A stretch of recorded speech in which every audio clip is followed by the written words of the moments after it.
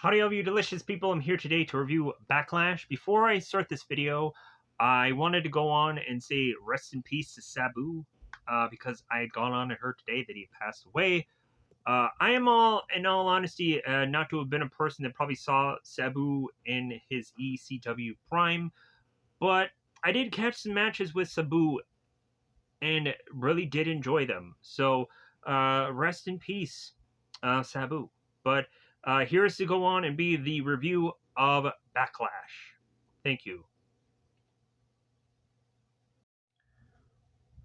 Howdy, all you delicious people. I'm here today to review Backlash, or Naplash, or Badlash. So, Pat McAfee has, I think, the best moveset of any wrestler in this company. I am to just be wowed by the skill that is to be provided upon this person. And I'm like, why does he continue to get matches on this show? Why does Pat McAfee get a match more so than Karrion Kross does? I am confused. How 30 other wrestlers could not have gone on and gotten this spot, but Pat McAfee does, baffles me. But not only does, Pat McAfee do such a bad job at the wrestling, then he goes on and drags Gunther down with him. And I'm just like, man, you could have never, told me that Gunther was a prior world champion within this match. You could not have.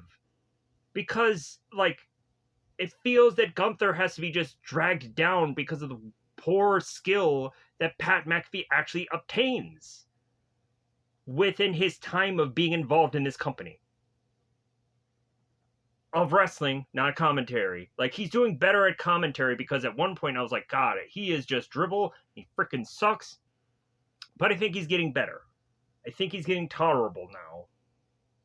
I'm getting to just enjoy Pat McAfee when I didn't at a huge chunk of point. Because it seems that Pat McAfee is actually to give me something that I'm to be like, okay, I'm actually liking you now, because you were bullshit before. So, but that wasn't the worst match. Becky Lynch and Lyra Valkyria, Bird Girl. I didn't want to see this match, because I'm like, this is probably going to be horribly bad. And we just get a match with breast holds and submissions, and I'm like, am I supposed to be wowed by this? Am I supposed to be wowed by this? I want to see freaking wrestling, not breast holds.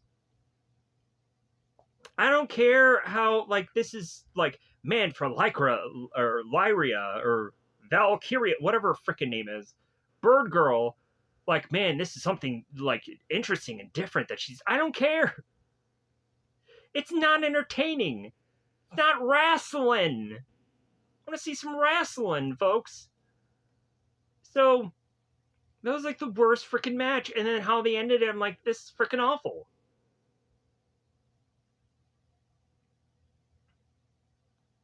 Becky is honestly, heel-wise, she's almost like Charlotte now. How Charlotte came back, she was rusty. Becky's rusty. Becky is not a good heel. Charlotte is not a good babyface. It's true. So, and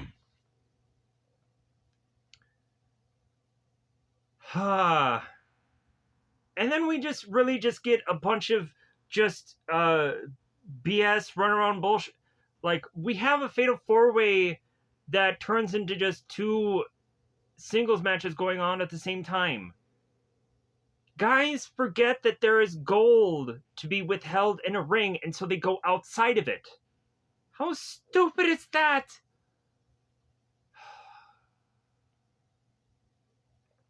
We have Penta, or Blenta, because he's so freaking blue that I'm just like, man, you just smothered yourself with that blue. You went dark, deep down, deep blue. Dang, Penta, just smothering them colors. Like, plus also like pick a rainbow, buddy. Don't go full blue. Get what is it, the Selsun blue or whatever. Anyways, so I think the Penta and Dominic match was the only thing that I was actually interested in this entire card, because everything else was just like, yeah, like everything else is gonna be like, well, I figured like this person is gonna win, and like this match is just gonna be a throwaway, and this match is gonna be a throwaway, and like, but maybe I can get something out of this Dominic and Penta match. Yeah, that didn't happen either. So I'm going to go on and I'm going to talk about these matches. Probably not in the order that they were meant to. I'm just going to talk about them. Whatever.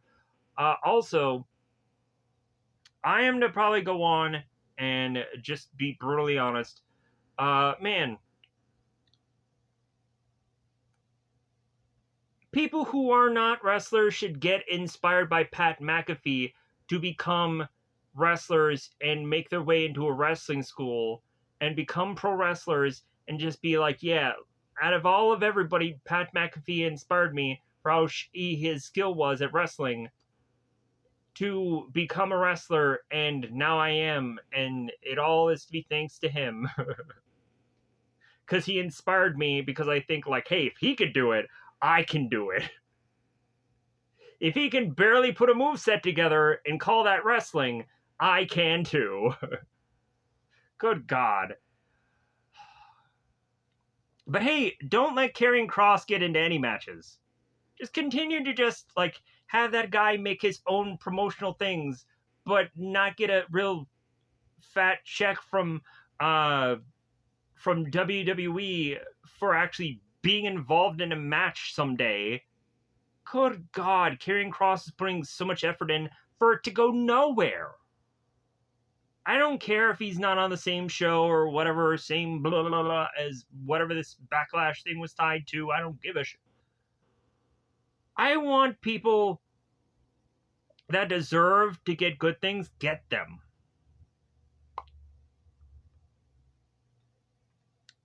Anyways,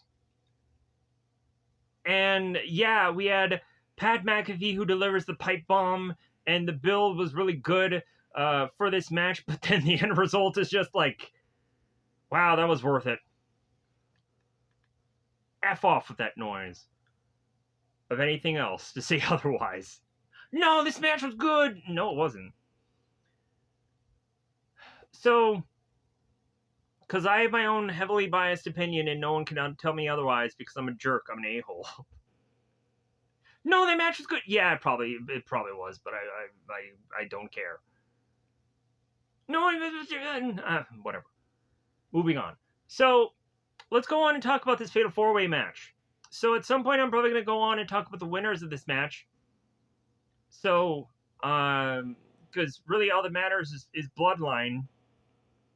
So, probably figure out who won by that. But, like, we have to go on and introduce Jeff Cobb, whoever that guy is. No one knows. No one cares. Jeff Cobb probably does, but I don't. It's just another Samoan submission machine guy into the faction of people that are just all just having a good time at catering, because what does the Bloodline actually do from day to day besides carrying a United States championship at some point? But what the heck else do they go on and do? But anyways, so let's go into here. So we have this Fatal 4-Way that just turns into two simultaneous singles matches going on at the same time without us realizing it. So LA Knight has become a person that is just like, well, he just needs to get his in and nothing else matters. I feel honestly that LA Knight has just lost its luster, and like where can they go with this guy anymore? Like, I don't think that he's going to go on and really get a world title run at this point, because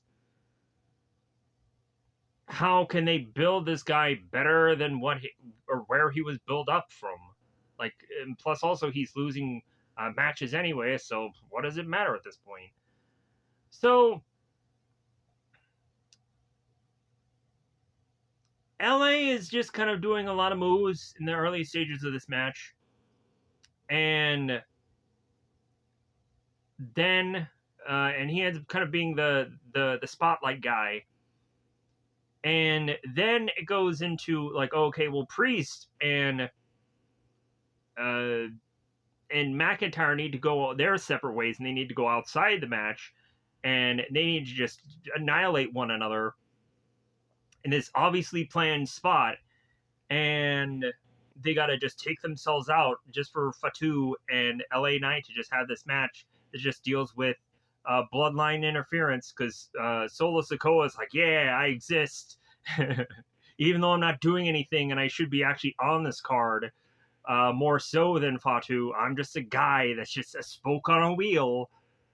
So, but all this is just to magically appear another Samoan, because these guys are just appearing like Samoan magic now. Why do we have to have so many bloodline members when they do nothing? They do nothing. I'm sure I'm talking very ill about a person that I like just popped up one day, but I'm like, what is this person going to do that none of the other bloodline members have gone on and done yet? Any of them, besides maybe Jay and Jimmy, they go on and Jay wins gold, and Jimmy does matches and fights Gunther and gets all bloody.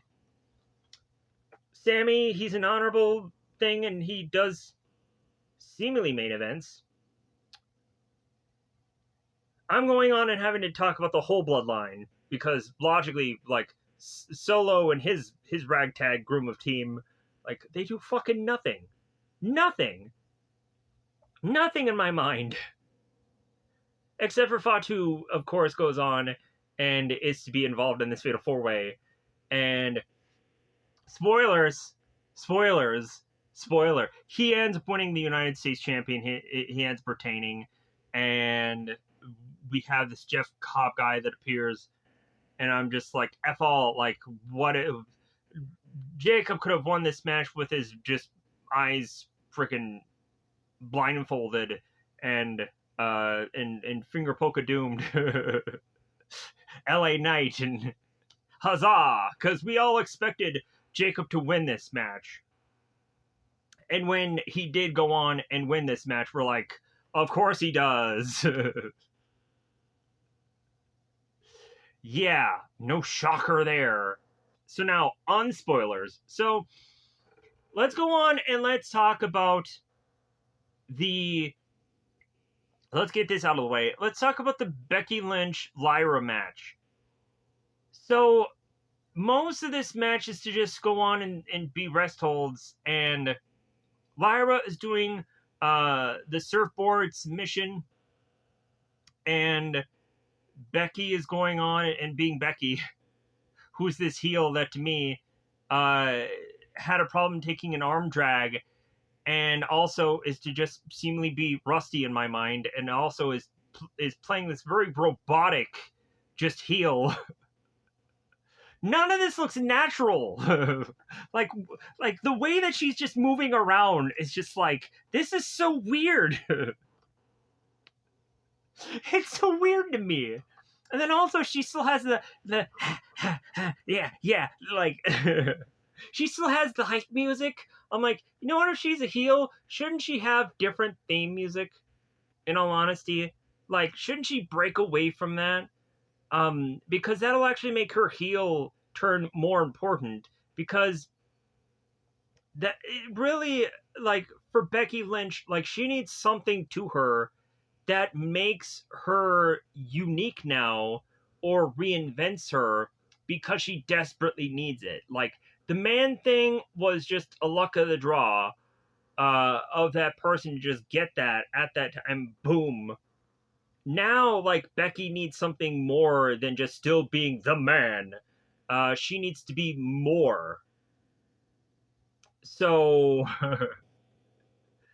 if they can't figure that out, then like, what is Becky Lynch doing as far as returning? To not like figure out how to reinvent herself, or just to show up and just be like, well, hey, I'm here again. Just what a waste. So,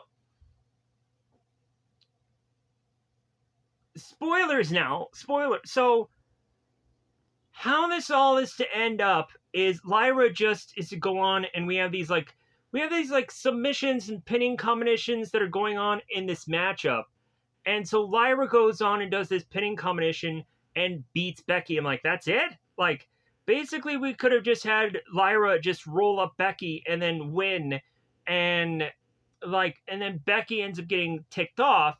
And then so she disarms her and is like, yeah, I'm all right, yeah. And I'm like, seriously? I'm like, that's how they stupidly end this match. And then Jason Jordan is kind of pushing Becky off and just being like, hey, like, don't go after her. Yeah, you get her, Jason Jordan. Yeah. You Alpha Academy looking mother. So, unspoilers now.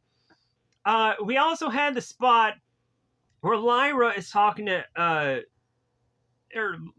Becky has Lyra against the front row, and Becky's looking at Lyra's boyfriend. It's like, yeah, I got your girl. I'm like, this is so stupid.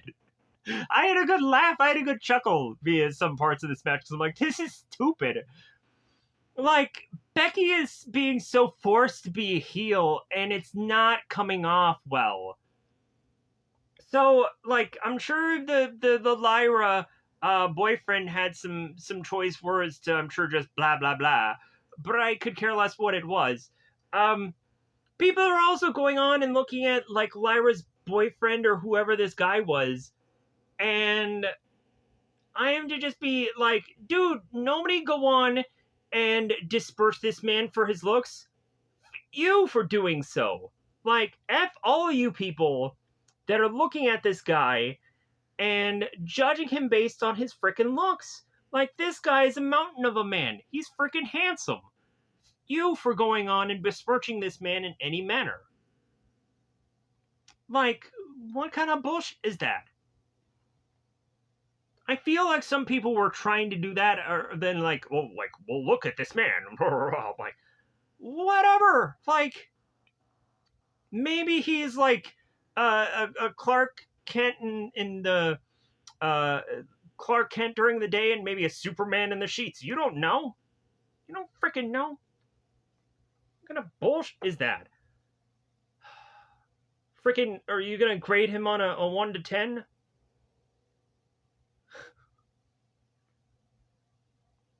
kind of bullshit is this? So, what kind of society do we live in? Anyways, so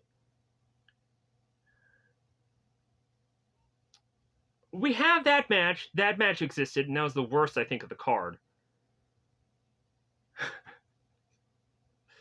But hey, let's go on and let's get into, of course, the Dominic and Penta match. Which, out of all the matches, I was thinking, like, man, I hope that this one is going to be a barn burner.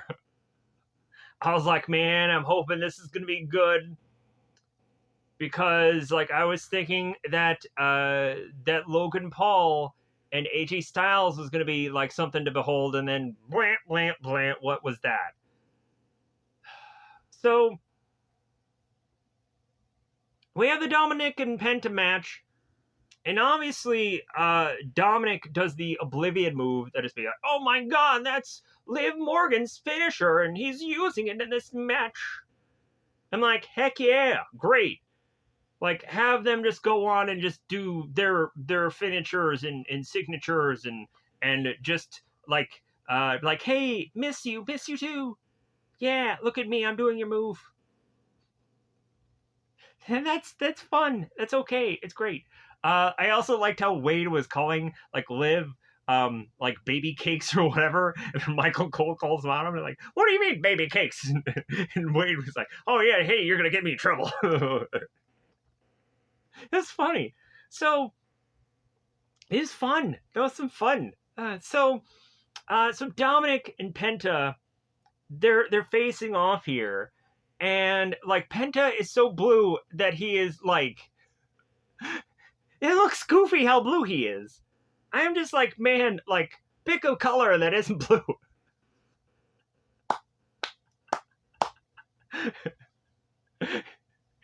He's Bluta. He's like Blue Tista, but Bluta.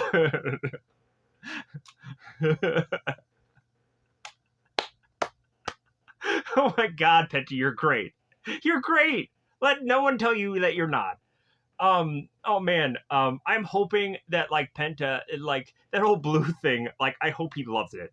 He's just like, heck yeah, man, like I want to wear blue. F anybody that tells me it's weird. Penta's freaking great. So yeah, we're seeing like this match going on, and so then like Carlito ends up coming out there, and then the Judgment Day starts getting involved, and I'm like, come on, like let's let Dominic actually win clean here. Like, come on, like I feel like he should go on. He deserves to win like a match just like outright, and it's not some bullshit shenanigans or whatever. But like, we also end up getting Chad Gable involved in this match, or Grando Americano, super awesome, delicious with extra sauce guy, aka Chad Gable, because you can't tell me different. So, spoilers now. Spoilers. So, Penta's on the top rope, and so Chad Gable goes and gives him a good old headbutt, but you can't really tell it was a really good headbutt. And I'm just also thinking of like, man, like I remember when Kurt Angle used to headbutt people. And so like Chad Gable is also just stealing from a little bit of Kurt Angle's freaking wheelhouse. God dang it, Chad Gable. Can you just come up with something unique? You already took the ankle lock. Now you're taking the headbutts? What are you going to do next? Like come out with some a mouth guard and just be like, yeah, yeah. You're just going to take away everything from Kurt Angle? Good God, man. I love me some Kurt Angle. Don't get me wrong. Yeah. Like, Main Event Mafia, I think, should have just been something a little bit more better, but freaking, like, whatever. Like, that ended up fizzling the way it fizzled. But god dang, like, Kurt Angle really gave TNA a good shot in the arm. That's for sure. Because Kurt Angle was like, yeah, like when I went there, I was like, I wanted to show WWE what for, and like he had a freaking chip on his shoulder, so he went there and really just made that show just exploded. So, as well as also having a number of other guys there, like Kurt Angle didn't do it all himself because wrestling is a team sport, as they say. Anyways, so spoilers. So yeah, so guess who won the match? Guess. Spoilers again. So Dominic Mysterio ended up winning. And now unspoiled. So yeah, so Dominic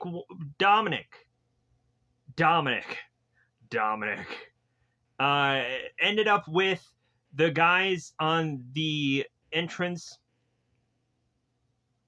and it was like, all right, like okay, like in my mind I'm just thinking of like, man, when is Balor just gonna go up against Dominic, and when is like Balor gonna become a demon, because we haven't seen that, because he actually hates the makeup, because he's gone on and complained about the makeup. And I'm just like, man, I honestly hate those kind of interviews. Everyone loves the makeup, but Balor is just like, yeah, like, but I tortured myself and I had to slap on the...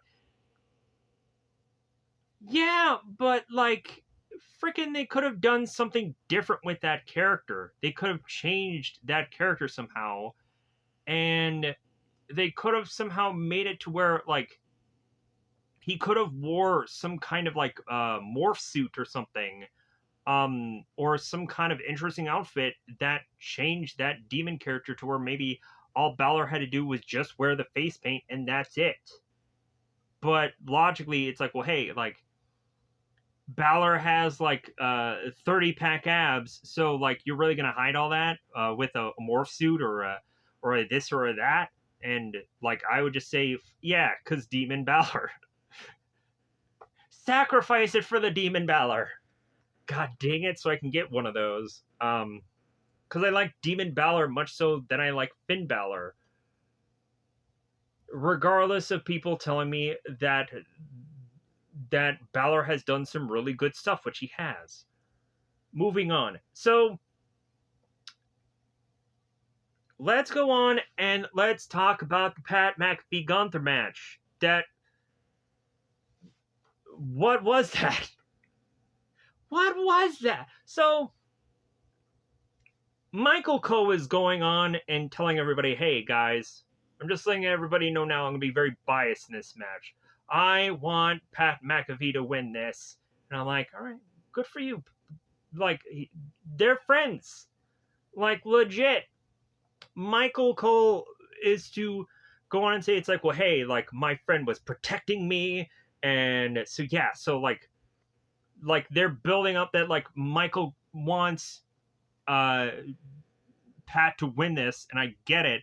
And also the whole like pipe bomb, mic drop, whatever goofy thing that Pat did to eventually build on this. Yeah, it was good, but then it was also just like he's really just being given like the traditional baby face speech in that pipe bomb that it was like, yeah, he was like, he could have just said like, yeah, I love this town. And I love my mom and my wife and my kids and my this my that and like I'm gonna take this fight to Gunther and like it seemed like the very traditional babyface speech, but like Pat is to go on and mention like how he grew up and how he struggled and how he had to go on and kind of he had to at one point kind of just steal cable so he can watch wrestling at some point. And yeah, so like he had a hard life and I get it. And so having people relate to Pat and just be like, yeah, like we need to have the blue collar guy like win this match because we don't know if Gunther is a blue collar guy because he should be. We should root for Gunther. I wanted to root for Gunther. I was like, yeah, Gunther, beat him down. I wanted Gunther to win this match. I was not rooting at all for Pat. I really was to just be like, yeah, like let's have like let's just have Gunther just be like Brock Lesnar and German suplex the out of Pat and just call it a day. Fling him around like a rag doll and like have Pat get absolutely no offense whatsoever because he doesn't deserve to. Pat should have just gone on and just gotten his ASS beat by Gunther because Gunther was a former world champion. This squash should have been absolute. And then still just should have been that Pat is just like maybe he's just consistently like no matter how much he got beaten down, he would just get right back up. That would have been a good thing. If Pat would have just been consistently just gotten clocked the F down and gotten back up, I would have respected Pat a lot more in this match. Gunther ends up giving him like supposed like respect by the end of this whole thing. But I'm just like, no, Gunther, just no, you're a heel. You're gonna go on and give people on LFG. You're gonna go on and you're gonna supposedly just be yourself, but you're gonna give all these LFG guys crap. And about how like the one gold medalist girl, it's like, oh, that doesn't pay your bills, huh? But You're gonna go on and give respect to Pat? What kind of bullshit is that? Whatever. So, spoilers. So, we of course have Gunther who just chokes out Pat, and he ends up kind of just fading. They do the arm thing, like, okay, call it. Cause yeah, so unspoiler. So yeah, cause they do some, like, Pat tries to do some sleeper holds, and Gunther ends up doing like his, of course, rear naked chokes, and so like Gunther should have just really just like been how he was with Jay, about how like Gunther was just chipping away at Jay, where it just seemed that Gunther and Pat, they were just like just there, and Gunther was like, well, I can't really hit him that much. I was just like, what is this match? I wanna see some people just clocking the out of one another, like if nothing else, because it seems like Pat doesn't have a moveset, and Gunther is just like, what do I do? That's really what this match was to me. Gunther was dragged down by Pat. But then, so the last thing to talk about is the John Cena Randy Orton match. We gotta talk about that undisputed WWE Championship battle. Matcherino. So there was just table spots in this thing, and I'm like, have we completely realized that like these people can't really go anywhere in this match? It actually seemed like John Cena was actually going on and wrestling in this match. I was like, wow, what a difference. I guess they're just like, hey man, what you were doing before in that Cody Rhodes match, don't do that shit again. Like, actually wrestle in this one. I honestly don't like now how Cena is going on and he's like teasing the five knuckle shuffle, and he's like, oh, should I do it? Like, you know what? Honestly, if he goes on and if he like looks at the crowd like, oh, should I do that? Like, how about you just not do it then? Like, how about you just like, oh, I'm not going to do it because that's what you want. So instead, I'm just gonna drop my leg, or I'm just gonna like do something else, and you guys are gonna be like, oh, like, honestly, like, John should have had other finishers. John should have had other moves. John should have actually taken like Randy Orton's father's move or something like that, and use that against Randy Orton in this match or something like that. Like, we could have gone on and like had like Cena used like other people that had been involved in Orton's life, and like and done those finishers, and that would have been interesting to like, oh my god, like John Cena is using the figure four on Randy Orton. Yeah, like making Randy Orton remember the the history of him and his good old Evolution pal or whatever. Like, that would have been interesting. Like, that would have been like something at least that is like, wow, this is surprising. John Cena's using a figure four. What the heck? But there was also that back and forth like poking of the eye thing, which was actually pretty interesting. Like, Cena goes on and pokes Orton in the eye, and then Orton does the same thing to like Cena. It's like, do you think I was gonna do that? That was cool. I liked that. I liked how it was just like, well, hey, like, Orton is a different animal. Like, he's willing to go on and chuck a title in Cena's face because he's not a babyface and he's not a heel. He's a tweener. Kind of like Cena is, supposedly. He's like, I'm not a face. I'm not a heel. I'm a human being. Woo! You gotta cry, Cena.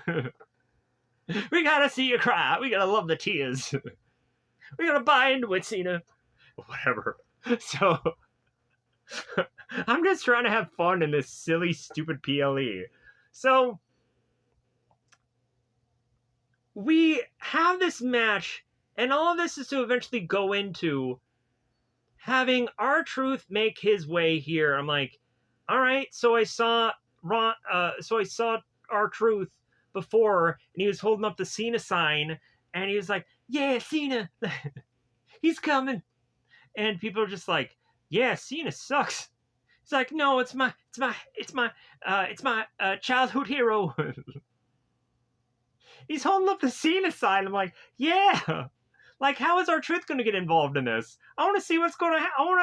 I want R-Truth to go and have a match with John Cena, and it's for the undisputed WWE Championship, and bizarrely, R-Truth wins. F what's going on with frickin' John Cena. I want R-Truth to get a world frickin' championship. And I think that would be frickin' awesome. For how R-Truth has delivered us so much comedy over the years, and he has never really got much of any real success beyond the 24/7 Slurpee Championship, which he has like gotten to be like a bajillion fulfillion times of. But I want to see R-Truth get a freaking World Gold Championship, and I don't care if he loses it the next effing night. This guy deserves this for how hard he's worked, and for how like he deserves it. I don't care if you sandwich him in a fatal bajillion 4-way, and you have 6 other people, and like at least he'll be in that effing match. That's what he deserves. Give him the gold. Give him a run. God dang it. Give Truth a gold. That's what I want. Give me what I want. So Truth ends up getting involved here, and I'm just like, why? But then I'm like, well, like they built this up in the story so it works. So, but I kind of like the spot, but you can't really tell it all that well. Where like Cena does the FU, because Cena's a heel now, so it's not the attitude adjustment in my mind. John Cena does the FU, and Randy Orton goes on and grabs Cena, and it goes from like a FU to an RKO, and I'm like, that kind of looked garbage, but like good enough, I guess. And so they were like, they had to like zoom in and like show like, yeah, like Orton countered it and did an RKO. Yeah, it just looked like they just fell together. It looked weird. And then so Truth gets involved. I'm like, what the heck is going on here? As we're starting to see like Orton using Cena moves and doing like FUs through tables and announcing things that looked really, really bad in my eyes. So they just had to correct this spot because they effed up the spot. So, and then also Truth ends up going through a table himself in the after party, in the aftermath, in the Talking Dead segment, or the Talking Dead segment. So we have R-Truth get involved, and we're thinking like, oh, is this going to cost Cena the belt? Is this how Orton ends up winning all this? And so spoilers, we have Cena that goes on to try to do all these shenanigans, low blows, and goes on to get the belt, and he's like, yeah, I'm going to use the belt.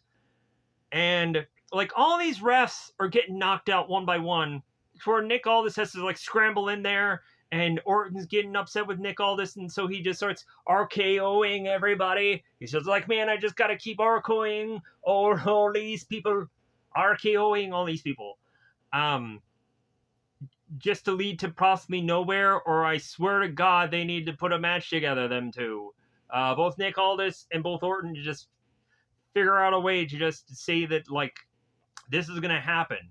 Because it freaking should. So, Cena ends up winning this whole thing. Spoilers, everybody. And so now, unspoilers. So, after the match, Cena goes on to say it's like, well, like, I want competition. And I am just like, seriously? Like, you just have a bunch of, like, people that it seems are to be said that they're lazy, I guess, because they got released. Or that there's just a lot of people just running around with just a name and not a move set. But John Cena wants competition. Like, okay, like, is there just gonna be like Randy Orton that fights him again, or like, are we just gonna end up getting Cody Rhodes that's gonna come back and face him in SummerSlam, or are we actually gonna get that R-Truth match? Because that's what I freaking want. Give me what I want, match. Give me what I want, WWE. Give me that match that doesn't make sense, but it should, in my mind. That's what I want. I want R-Truth against Cena. That's what I've always wanted, and we should get it. Have it just be some weird, goofy gimmick match that like is to be Jimmy on a pole or something. I don't know. Whoever gets Jimmy gets the win. Yeah, that'd be stupid. But hey, what was that? Bray Wyatt and Cena match. Like, what was that exactly? It was fun. It was entertaining, but like, what was it really? Uh, that would not be something that I think people would want to have like a piece of gold being uh, grudged up against. But whatever. So.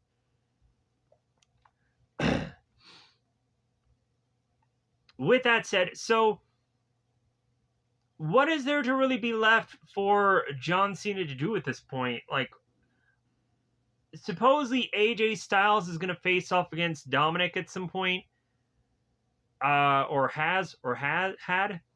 I'm not sure. Really, like, I think, I don't think there. I don't want Cody to go after Cena again. Like, I think we just need some time to settle there. I'm assuming at this point it's probably gonna end up being like, I think Solo should finally actually try to get a belt or something. Maybe we'll have Karrion Kross fight against Cena. Give Karrion Kross something to effing do. Even if he's not on that show, just put him on that show. Have Cena just have like an open challenge again. To just have him say like, well, hey, like, I want competition, so I just want people to come to ring so I can beat on them. They just hired Aleister Black and Rusev. Just have those guys face off against frickin' Cena. Dang, a match between Aleister and Cena would be pretty good. Would. Uh, uh, I'm trying to think if there's anybody that really could do well against Cena that like feels worthy of like a farewell kind of match style. Because I would logically want somebody to just kind of come back instead of just going on and just like, I would want Kurt Angle to come back, but Kurt Angle said like, dude, I can't wrestle anymore. Like, I'm not going to wrestle anymore. Even though that's the one guy that like, yeah, Kurt Angle, but no.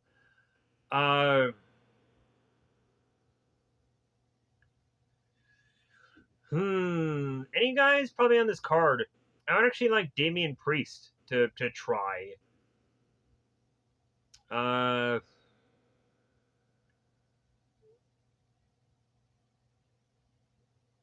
yeah, that's like, I'm sure there's a billion people on this roster, and there's a lot of people that I'm probably forgetting. Let's also do some matches that like have never happened, or also uh finally give some people like some singles runs that they probably never had, or also like, at this point we just got to go on and like, I would like to see like Johnny Gargano versus Cena. Um or I'd like to go on and see some of the tag division people go up against Cena as a single. Other than that, I'm going to call this one a review. I'm going to get out of here. Let me know in the comments below your pick of who is going to be possibly competition for John Cena. Because I'm sure a lot of people will probably have a way better answer than I probably would. What are they doing with the Y86? Freaking nothing. Like maybe Uncle Howdy, I think, is still injured or something. I don't know. Um, but what are they doing with that group? Alexa Bliss came back for a tag match, and I'm like, okay, what are they doing with her? Not much of really anything. Uh, yeah, so it would actually be fun to have like Cena versus Rusev again, because that I think was a big match for Cena at one point when Rusev had the United States title. So good work. Anyways, I'm gonna get the heck out of here. Goodbye, everybody. Bye, everybody.